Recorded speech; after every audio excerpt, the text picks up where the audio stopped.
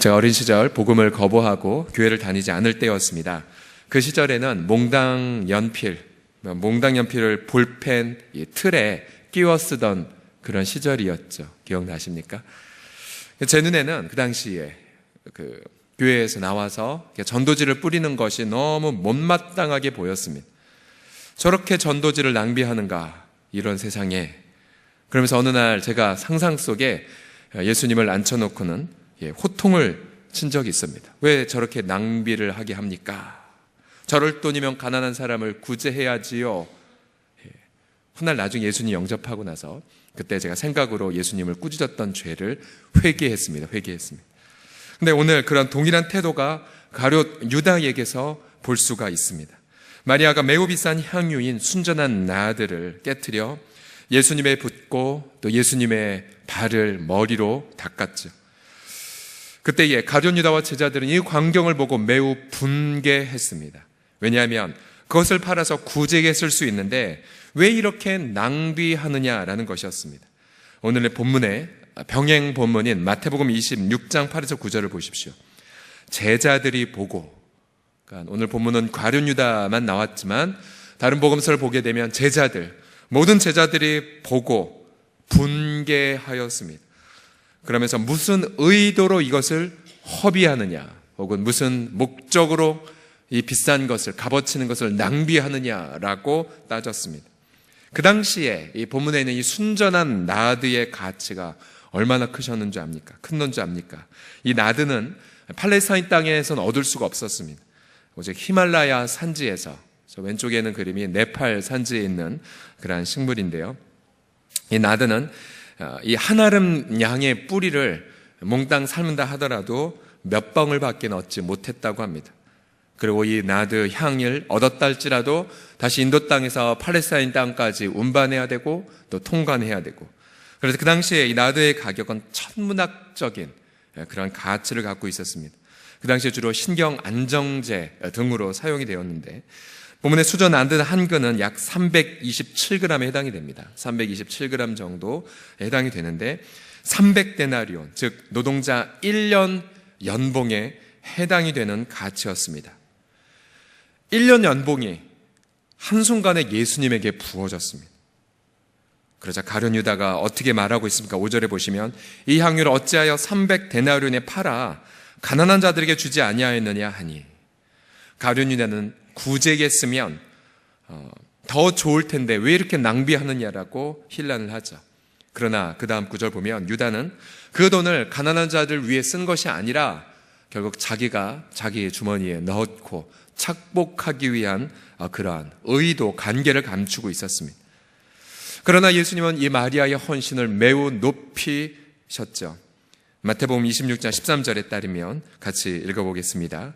내가 진실로 너희에게 이르노니 온 천하에 어디서든지 이 복음이 전파되는 곳에는 이 여자가 행한 일도 말하여 그를 기억하라 하시니라. 아멘. 이렇게 예수님은 여인의 헌신을 칭찬하셨습니다. 우리는 이 마리아의 헌신, 이 제자의 헌신을 가리켜 거룩한 낭비라고 합니다. 거룩한 낭비. 한번 다 같이 따라 하시겠습니다. 거룩한 낭비. 시작. 거룩한 낭비. 이 거룩한 낭비는 제자도의 성숙에 결정적인 역할을 합니다. 우리가 예수 그리스도를 따라가는 이 제자도의 삶에 있어서 이 거룩한 낭비가 있어야 더 주님을 닮아가게 되죠. 반대로 주님을 닮아감에 있어서 이런 거룩한 낭비의 삶, 우리 일평생에 한 번 있을 수 있고, 또한 우리는 주기적으로 거룩한 낭비를 주님 앞에 실천할 수가 있습니다. 그럼 본문을 통하여서 마리아가 어떻게 해서 이 거룩한 낭비를 드렸는지, 혹은 누가 거룩한 낭비를 드릴 수 있는지 두 가지 부분만 묵상하고자 합니다. 첫 번째로는 내가 거룩한 낭비를 드릴 수 있느냐면은 이렇게 질문을 던지면 됩니다. 내가 내 평생 내 모든 것들 가운데에 그리스도의 죽으심의 가치를 가장 높이고 있는가? 내가 가지고 있는 모든 부분들, 내가 체험하는 모든 부분 가운데에 그리스도의 죽으심, 그 죽으심의 가치를 가장 존귀하게 값어치 있게 여기고 있는가? 이 질문에 여러분이 답을 하셔야 됩니다. 7절을 보시게 되면 예수님이 이 그녀의 거룩한 낭비를 이렇게 말씀해 주시죠. 예수께서 이르시되 그를 가만두어라. 그러니까 그녀에게 화내지 말고 또 그녀에게 왜 구제에 쓰지 않았냐라고 비난하지 말라. 왜냐하면 그가 한 일은 나의 장례할 날을 위하여 그것을 간직하게 하라라고 말합니다.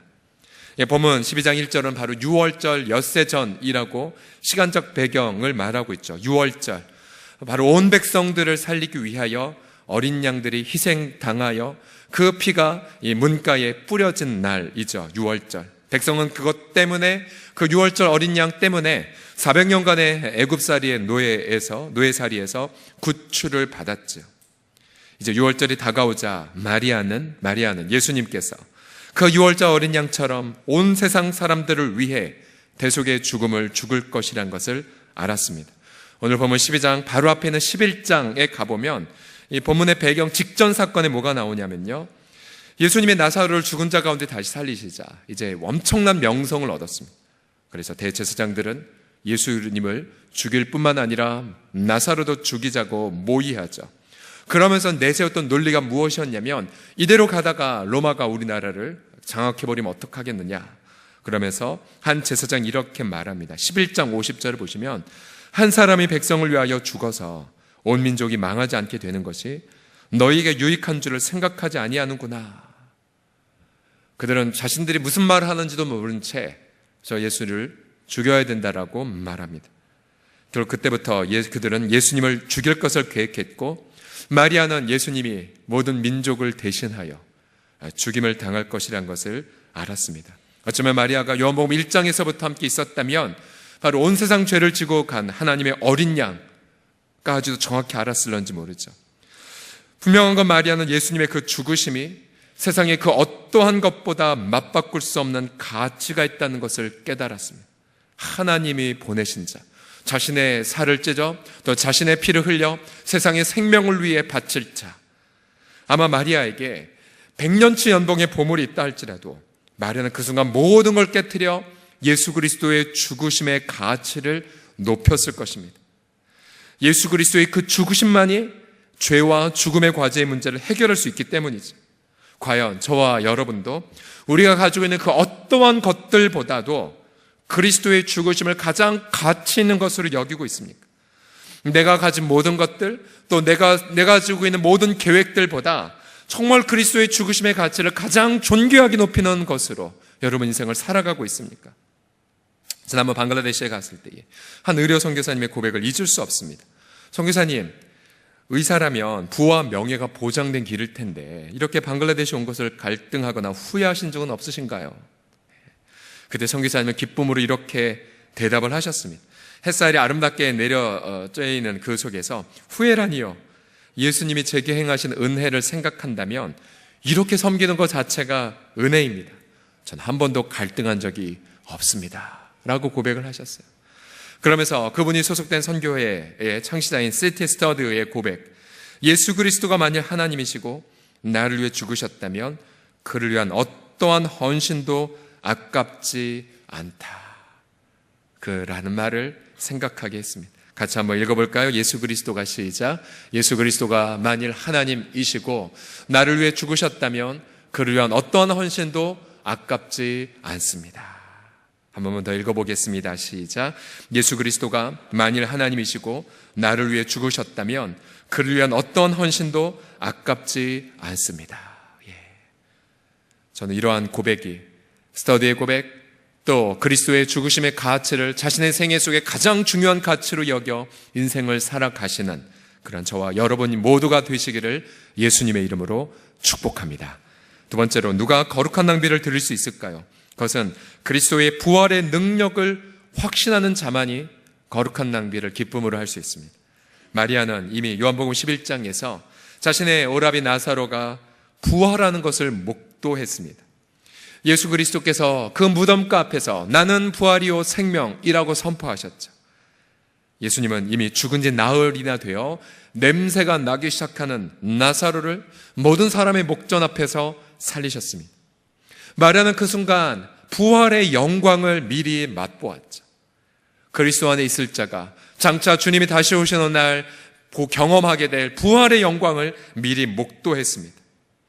그러면서 예수님이 부활의 영광을 위하여 하늘의 밀알처럼 땅에 떨어져 썩어져 희생할 것이라는 것도 들었죠. 요한복음 12장 24절, 내가 진실로 진실로 너희에게 이르노니 하늘의 밀이 땅에 떨어져 죽지 아니하면 하늘 그대로 있고 죽으면 많은 열매를 맺느니라. 결국 부활의 영광을 위해 자신을 희생하는 예수 그리스도를 바라보는 그 순간 마리아는 그 부활을 위해 죽으신 예수님, 자신은 부활이라고 말씀하시면서 그 부활을 경험하기 위하여, 부활 생명을 나누기 위하여 자신을 바치실 예수님을 바라보고 견딜 수가 없었죠. 자신이 가지고 있는 모든 전부를 다 드려 그를 경배했습니다. 그리고 자신의 머리털로 십자가에 못 박히실 그 발, 십자가를 박히기 위하여 걸어가실 그 고난의 발에를 경배를 드렸죠. 여러분, 누가 거룩한 낭비를 드릴 수가 있겠습니까? 그것은 바로 예수님과 함께 부활하는 것을 믿는 자들입니다. 우리가 주님과 함께 부활하여 세세토록 왕노릇할 것을 믿는 자들만이 이러한 거룩한 낭비를 드릴 수가 있죠. 아무리 이 세상에서 그렇게 소년급제를 하든 재벌 아들로 태어난다 할지라도 결단코 죄 문제, 죽음의 권력 극복하지 못합니다. 이 세상의 영광 추구하다가 그렇게 파멸을 경험하게 되죠. 그러나 우리는 이 세상의 영광을 추구할 수 없습니다. 왜냐하면 그리스도께서 이 땅에 오셔서 이 세상의 영광 자체를 자신과 함께 십자가에 못 박아 버렸기 때문에, 그래서 사도 바울이 갈라디아에서 고백한 것대로 세상이 나에 대해서 십자가에 못 박혔고 나도 세상에 대해서 십자가에 못 박혔노라. 더 이상 세상이 우리를 향하여 어찌할 수가 없습니다. 우리는 오로지 부활의 그 영광을 바라보죠. 그래서 부활의 영광을 위해 우리가 오늘 드린 헌신, 혹은 그 부활의 영광을 위해 내 평생을 드린 헌신은 아무것도 아닙니다. 오늘 본문을 묵상할 때마다 짐 엘리엇의 헌신이 생각납니다. 에콰도르의 아우카 부족을 섬기기 위해 나아갔던 젊은이들, 이 5명의 헌신을 했었고 그들 모두 각자 엘리트 청년들이었고 장래가 아주 유망했던 이들이었죠. 또 짐 엘리엇은 결혼하여 아기도 있었습니다. 이들이 아우카 부족에게 창에 맞아 순교를 당하였을 때에 이들의 품에는 사용하지 않은 총이 있었죠. 그 당시 미국 언론은 이들의 죽음을 가리켜 이게 얼마나 불필요한 낭비인가 라고 비판했습니다. 이 얼마나 불필요한 낭비인가라고요. 우리 한국도 마찬가지죠. 지난 2008년도에 샘물교회 아프가니스탄에 가서 그렇게 순교를 2명을 할 때에도 얼마나 많은 공격을 당하였습니까? 세상 사람들에게는 그것이 이해가 되지 않는 것이었죠. 그리고 국가적인 어떤 혼란만 야기했노라고 그들의 그런 죽음의 희생의 고귀한 의미를 도대체 보지 못합니다. 왜요? 그것은 그들의 의미를, 그들의 헌신을 비아냥거린 것이 아니라 바로 그리스도의 죽으심의 가치를 알지 못했기 때문이요, 또 그리스도의 부활의 능력을 믿지 않았기 때문입니다. 그 당시에 짐 엘리엇의 부인, 엘리자베스 엘리엇의 부인, 오늘 우리 찬양하였던 우리 청년들처럼 20대였어요. 20대. 근데 그 자매가 언론에 대해서 담대하게 이렇게 선포했죠. 낭비라니요, 왜 그런 말씀을 하십니까? 제 남편은 어렸을 때부터 이 순간을 위해 준비했던 사람입니다. 내 남편은 이제야 그 꿈을 이룬 것 뿐입니다. 이후로 다시는 내 남편의 죽음을 낭비라고 말하지 마십시오. 훗날 이 미망인이 자신의 어린 자녀와 더불어 다시 그 부족으로 들어갔고, 그 부족은 여성은 죽이지 않는다는 관습을 갖고 있었죠. 그래서 마침내 그녀는 자신의 남편을 죽인 그 대상자뿐만 아니라 전 부족을 복음화시키고 그리고 수많은 많은 곳에 교회를 세워갑니다. 이 엘리자베스 2015년도 얼마 전에 소천하셨죠. 결국 거룩한 낭비가 있던 곳에 부활의 무수하게 셀 수 없는 열매들이 맺혀졌습니다.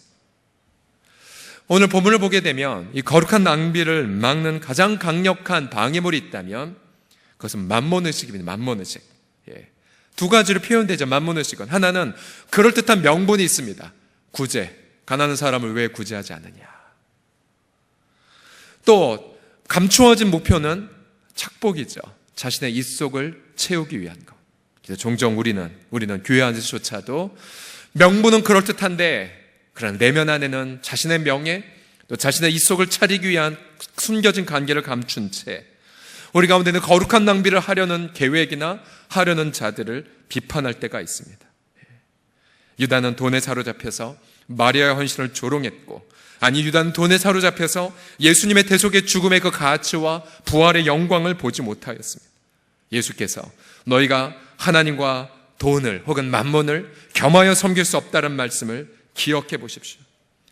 저는 오늘 본문을 묵상하면서 우리는 과연 지금 어떠한 거룩한 낭비를 하고 있는지, 혹은 저는 정말로 지금 이 시간 거룩한 낭비를 어떻게 하고 있는지를 자꾸만 저를 돌아보았습니다.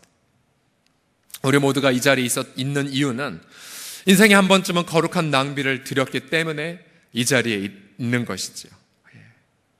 그 순간은 정말 내가 아무리 세상 사람들이 박수를 치는 무언가를 가지고 있다 할지라도 우리는 기쁨으로 그걸 초계처럼 다 버렸죠. 그리고 오히려 내 화면 가득히 어린 양 예수 그리스도를 찬미하며 그렇게 내가 이 세상의 것을 지불하는 것 하나도 아깝지 않았죠. 팔아버리고 그리고 포기하고 그러면서 기쁨으로 하나님의 영광을 만끽하였죠. 지금 이 순간 여러분 어떠한 거룩한 낭비를 기획하고 있고 그것을 위해 지금 나아가고 계십니까? 혹시 돈 때문에 우리도 눈이 가려져서 거룩한 낭비를 전혀 생각 못하고 있는 건 아니십니까? 겉보기에는 어떤 다른 고상한 목적과 명분이 있지만 그런 내면 안에는 정말 그리스도의 십자가와 죽음을 믿지 않는 나의 그런 불신을, 이 드러나는 것을 감추기 위한 두려움 때문에 내 스스로에 대해서 여러분 혹시 제한하거나 막고 있지는 않습니까? 우리 사랑하는 청년들, 정말로 그리스도의 복음의 그 가치와 또한 부활의 영광을 정말로 믿는다면 20대 시절, 30대 시절 1년 주님 앞에 헌신하는 것 전혀 아깝지 않습니다. 세상 사람들은 조롱하죠. 1년이라도 그 1년이 어떤 1년인데 공부하고 혹은 수험 준비하고 다른 거 준비해야 되지 라고 이해하지 않죠. 아니요, 정말 우리 사랑하는 청년들이라면 인생의 11조 1년 전혀 아깝지 않습니다. 왜요? 무수하게 많은, 우리 한 통계에 따르면 그리스도 승천하시고 나서 지금까지 약 7천만 명이 되는 우리의 형제들이 순교했다라고 합니다. 바로 저 북녘 동포들, 지하교회 성도들의 헌신을 보십시오. 단 1년 바치는 것 아깝지 않습니다. 그건 결코 낭비가 아니라 오히려 자신의 인생 속에 부활의 영광을 목도하는 지름길인 거지요. 우리 장년들도 자신의 가장 소중한 것을 바치십시오. 주님의 죽으심과 부활을 증거하는 데 헌신하십시오. 우리 교회 공동체도, 여러분 우리 공동체가 가장 소중하게 여기는 것들, 여러분 그런 것들을 바칠 때 있어서 우리는 주기적으로 그리스도의 죽으심의 가치를 세상 속에서 전파하는 일에, 혹은 그리스도의 부활의 능력을 고백하는 그런 어떤 플랜들, 그런 헌신들을 지속적으로 감당해야 됩니다. 그래야 우리가 주님을 지속적으로 닮아가게 됩니다. 제자도는 언제 성숙을 경험합니까? 거룩한 낭비를 할 때입니다. 여러분 이번 주에 우리가 예수 그리스도께 바칠 향유 옥합은 과연 무엇입니까? 우리 주님은 여러분이 늘 말씀하시지요. 내가 너에게 원하는 것은 너의 재정이 아니라 바로 너희니라고. 너희. 돈으로 헌신했다라고 생각하지 마십시오. 나는 사람 다 몸 바치는데 나는 그럴 수 없으니 지원하겠다고 말하지 마십시오. 왜냐하면 세상에는 모든 재정이 다 주의 것인데 주님은 돈이 없어서 일하지 못하는 것이 아니라 사람이 없어서 이토록 그리스도의 죽으심의 가치를 높이고 또 그리스도의 무활을 정말 확신한 자들이 없기에 이 세상 속에서 당신의 영광을 드러내는 데 제한을 받으시지요. 저도 그렇고 여러분도 그렇고 우리의 자녀들도 마찬가지입니다. 일전에 이 자리에 은혜동산교회 오셨던 이규영 목사님이 무엇이라고 말씀하셨습니까? 우리의 자녀들을 예수의 형상으로 세워가는데 가장 방해되는 것이 바로 대학 입시, 우상이라고 말하였죠. 과연 우리의 자녀들을 정말로 이 주미 엘리엇처럼 아름답게 잘 커서 키운 다음에 그 키우는 과정에서도 또 마침내 키워서 하나님 앞에 드릴 그 순간에도 그들이 정말로 초계처럼 이 세상의 모든 영광을 기쁨으로 그리스도의 복음의 가치를 드러내는 데에 또 그리스도의 부활의 영광을 목도하고 나누는 데에 사용되어진다면 여러분 그거보다 더한 헌신이 없겠지요. 그러게 여러분 우리 주변에도 지난주에도 저희 노예 안에 한 교회에서 40대의 한 목사님 필리핀의 한 산지종족을 섬기러 간다라고 그렇게 선교사 심사를 받는 것을 봤습니다. 얼마나 부러웠는지 모릅니다. 그리고 얼마나 그가 자랑스러워 보이는지 모릅니다. 아깝지 않죠. 그 어린 자녀도 어떻게 해요? 아니요, 그렇지 않아요. 그 어떠한 이 세상의 것이라 할지라도 그리스도의 죽으심의 가치와는 맞바꿀 수가 없습니다. 그리스도의 부활의 영광과는 맞바꿀 수가 없습니다. 이번 한 주간 우리가 지난 주일날 주님이 우리 가운데 이런 마음을 주셨죠. 하나님의 임재의 크기를 누리는 만큼 저와 여러분의 그릇은 커집니다. 하나님 임재의 크기를, 임재를 누리는 깊이만큼 우리의 신앙은 깊어지죠. 주님 이번 주에 저와 여러분들의 신앙의 그릇을 키워가고 계십니다. 여러분 어떻게 주님 앞에 응답하시겠습니까? 여러분의 한 번밖에 없는 인생을 어떻게 설계하며 주 앞에 바치시겠습니까? 기도하겠습니다. 살아계신 아버지 하나님, 이 자리에 계신 우리 모든 새벽에 사랑하는 성도들, 자신의 인생의 어느 한 경점에 주님의 부활에 또 주님의 십자가의 가치 앞에 감격하여 눈물을 흘리며 자신의 모든 것들을 바친 자들이 여기에 있나이다. 이 세상의 것 부족했어도 그 부족한 것에 상처받지 않은 채 이 세상에 나는 전부를 가진 것 마냥 기쁨으로 우리를 바친 자들이 이 자리에 있나이다. 또 아버지 하나님, 자신의 인생의 미래 또한 이렇게 마리아처럼 정말로 주님의 영광을 드러내기 위하여 자신의 인생의 가장 소중하고 아름다운 것을 주 앞에 드리기 위해 지금 계획하고 준비하는 자들이 있나이다. 또 이 자리에 우리 공동체에도 복음 하나만 때문에 만족하여 자신의 모든 학력, 자신의 모든 세상에서 보장된 진로 다 포기해버린 채 복음을 위하여 살아가는 그런 전임 풀타임 사역자들도 있나이다. 주님, 우리가 그 무엇을 드리든 이 세상에 100만 개의 향유컵이 있다 한들라도 전부 다 그것을 주 앞에 바친다 한들 당신의 그 아름다운 죽으심의 가치를 다 표현할 수 없음을 고백합니다. 드릴 것 없다 할지라도 우리의 마음을, 우리 심장을 주 앞에 드리오니 또 우리의 가장 귀한 것이라 여겨지는 것들을 주 앞에 바치오니 주님께서 받아주시고 이번 한 주간 흠양하여 주시옵소서. 예수 그리스도의 이름으로 기도드립니다.